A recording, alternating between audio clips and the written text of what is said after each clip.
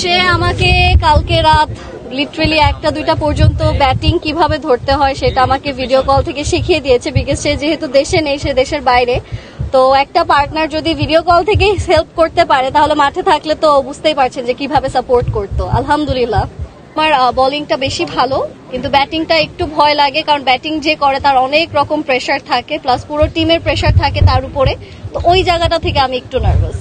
এখন বলারকে যদি ব্যাটিং এ দেওয়া হয় তাহলে যে অবস্থা হবে, আমার সাথেও সেটা হয়েছে। আমার কাছে মনে হয় যে আজকে একটু ট্রাই করব, কালকে আমি বাসায় যেও একটু প্র্যাকটিস করেছিলাম। ব্যাটিং নিয়ে আমার খুব কম প্র্যাকটিস হয়েছে, এটাই হচ্ছে মেইন।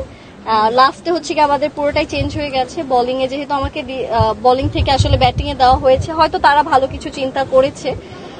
সো ইনশাল্লাহ আমি চেষ্টা করব তারা যেই ভরসা আমাকে ব্যাটিং এ দিচ্ছে আমি তাদের নামটা সুন্দর মতো রক্ষা করতে পারি। চ্যালেঞ্জ আপাতত বলই ছুড়ে দিতে চাই, যাতে আমার তো বোলিং নেই, তো আপাতত চ্যালেঞ্জ কি যে আমরা যেহেতু খেলছি, প্র্যাকটিস করছি, আমাদের অ্যাগ্রেশনটাই আমাদের চ্যালেঞ্জ থাকবে। আমাদের ফেসে, আমাদের বডি ল্যাঙ্গুয়েজে তারা বুঝতে পারবে যে না আসলে এরা প্র্যাকটিস করে মাঠে এসেছে।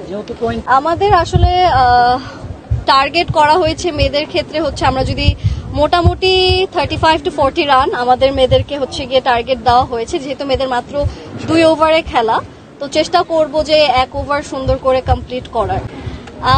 ওভারকাম আসলে যেহেতু আমাদের খেলার পাশাপাশি আমাদের প্রফেশনও আছে, সো ওইখানেও সময় দিতে হয়।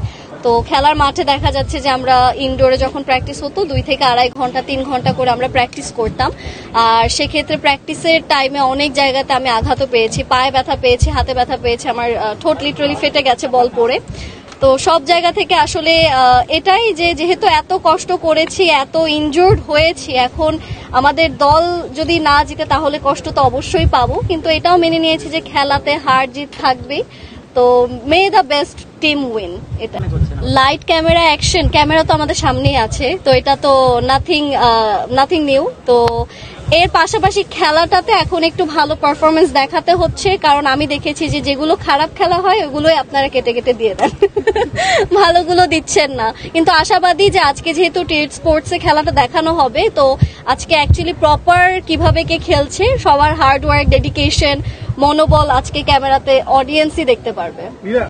ট্রল না, মানুষ অনেক রকম কমেন্ট করছে যে কিভাবে বল করছে, কিন্তু আমার কাছে মনে হয় যে তাদের এটাও একটু বোঝা উচিত, কারণ আমরা কেউই হচ্ছে জাতীয় দলের খেলোয়াড় না, আমরা সবাই হচ্ছে গিয়ে টিভিতে আমাদের অন্য প্রফেশন ছেড়ে এখানে খেলছি শুধুমাত্র আমাদের প্রিয় দর্শক যারা আছেন তাদেরকে এন্টারটেইন করার জন্য। তো দর্শকের জায়গা থেকে তারা যদি এন্টারটেইন হয় বা তাদের একটা ফিডব্যাক থাকতেই পারে, সেটা আমরা একসেপ্ট করছি, এন্ড আমরা সেই জায়গাগুলো কারেকশন করার ট্রাই করছি।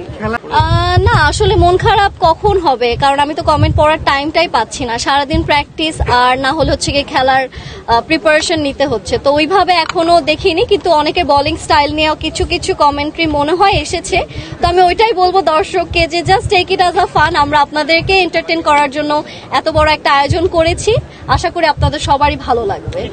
আমার সোশ্যাল মিডিয়ার মানুষ যারা এগুলো নিয়ে আলোচনা করছে, তারা আমি বিশ্বাস করি যে এগুলো তারা দুষ্টুমি করেই করছে, কারণ আমাকে যেহেতু যারা দেখছে এখন ইন্টারভিউতে, তারা এতটুকু জানে যে আমি বাংলাদেশের হয়ে মিস ওয়ার্ল্ডে, যে 71st মিস ওয়ার্ল্ডে বাংলাদেশকে রিপ্রেজেন্ট করে এসেছি, তো তারা এতটুকু জানে যে নীলা কোন দেশের এন্ড কোন দেশের হয়ে কাদেরকে রিপ্রেজেন্ট করতে গিয়েছে। তো যারা হয়তো নতুন, তারা হয়তো দুষ্টুমি করছে, ওগুলো আমি সিলি ভাবেই নিয়ে নেই।